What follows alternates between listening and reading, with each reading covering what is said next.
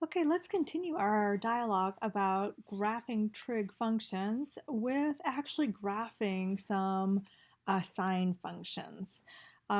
Based on what we've already done with exploring the transformations that occur on trig functions and sine functions, we should be able to graph a transformed sine function. So let's give it a shot. Here we have the graph of f of t is equal to -2 sine of 1/3 t. And we are given the task to graph at least two periods of this function. And we want to label each of the quarter points. So we're going to go through like we did before and identify each of the transformations so that we can make sure our graph reflects all those things. So we know that the amplitude is the absolute value of the coefficient to the sine function, so that will be 2. We know that there's a reflection because we have a negative in front of that. And we can figure out the period by taking 2 pi and dividing it by 1/3, which is going to give us 6 pi. Now is where that increment is going to come in because we're going to need it to come up with our x values. Our increment will be 6 pi divided by 4. It's always the period divided by 4. And then we would go ahead and simplify that. So we know that the increment is 3 pi over 2. There is no c value, so there is no phase shift, and there is no vertical shift. So once I have this in mind, then I can go ahead and fill in a table of values using this information. Because there is no phase shift, we are going to begin the graph at x equals 0. Okay, so we're going to go ahead and put that right in the middle because we're going to go forwards and backwards from there. Now, we are going to use the increment to come up with several more x values. We're going to add 3 pi over 2 to that original x value. So 0 plus 3 pi over 2 is going to give us 3 pi over 2. We're going to add 3 pi over 2 to that. So 3 pi over 2 plus 3 pi over 2 is 6 pi over 2, which is 3 pi. We're going to add 3 pi over 2 to that, so that's going to give us 9 pi over 2. And then we'll do it one more time.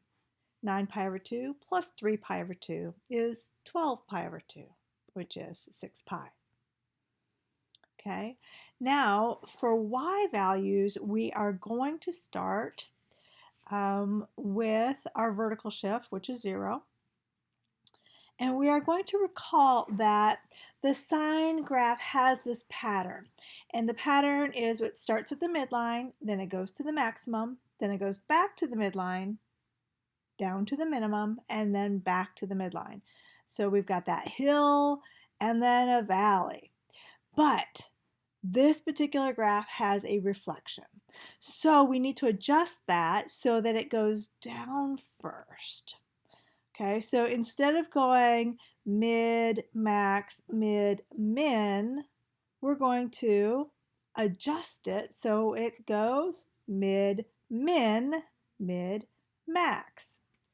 So all of the midlines will be at whatever the vertical shift is. So in this case, our midlines are all 0. Then we will use the amplitude to find our minimum and our maximum. So our minimum will be 2 units down from 0, and our maximum will be 2 units up from 0. Now I'm going to go ahead and continue this pattern in my table, but I'm going to go backwards with my x's. So I'm going to subtract 3 pi over 2 and get a few more x coordinates. All right, there I go. And you can see that in this particular case, this is not always the case, but in this particular case, they're just the negative forms of what we got before. And we are going to continue our y pattern as well. So every other y value will be 0.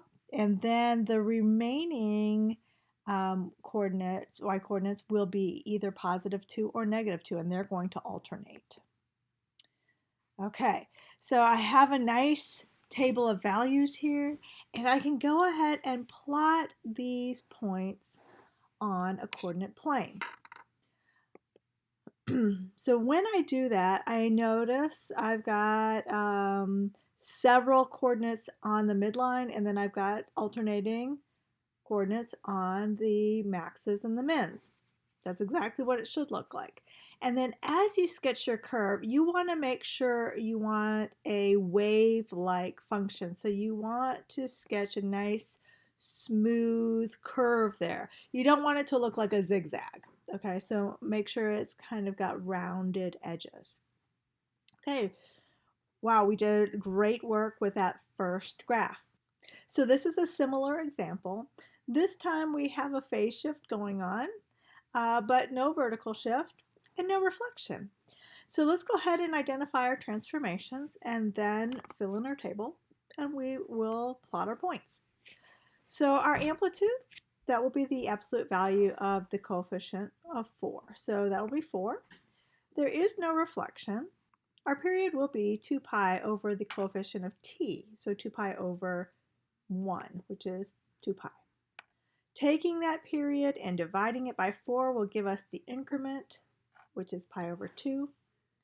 And our phase shift. Our phase shift will be negative pi over 4 divided by 1. All right, and that's going to give us a positive pi over 4. And then our vertical shift, we don't have one. So let's go ahead and start our table. Now, since we have a phase shift, that will be our very first x value. So we're going to go ahead and put that in our first x value, which is right in the middle, and then we are going to add the increment to get our successive x values.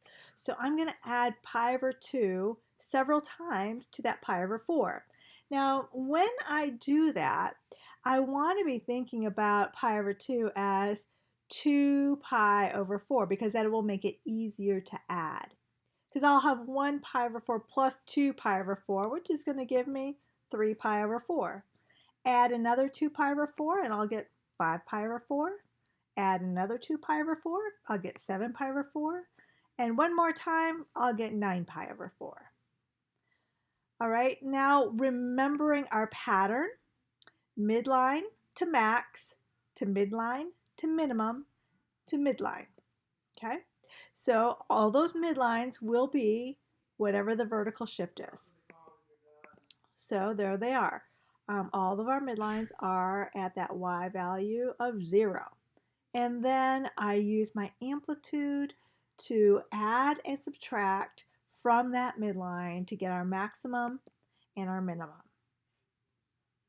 Now, continuing that pattern backwards, we're going to subtract pi over 2.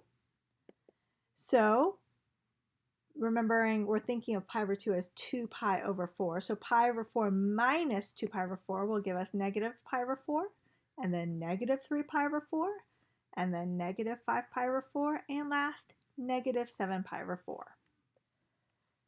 Continuing our y pattern, every other y value will be 0. And our remaining y values will alternate with negative and positive 4. So I'm at a place now where I can go ahead and plot my points on my plane. Okay, so I've got my points all plotted here. And I used increments of pi over 2, but you could have just as easily done pi over 4. That may have been even a little easier because most of my x values are at pi over 4 values. That would have cluttered up my graph just a little bit if I had done that. And then we've got our maxes up here at 4 and our mins down here at negative 4. All of my coordinates are plotted, and then when I sketch my curve, it should be nice and smooth, a nice wave-like function right there. Okay, so if you have the idea of graphing the transformations of the sine graph, go ahead and move into the next video, which is going to give you a couple more examples. And I would go ahead and try those examples on your own in your notes before you move on, and then go ahead and check them with the video. I'll see you next time.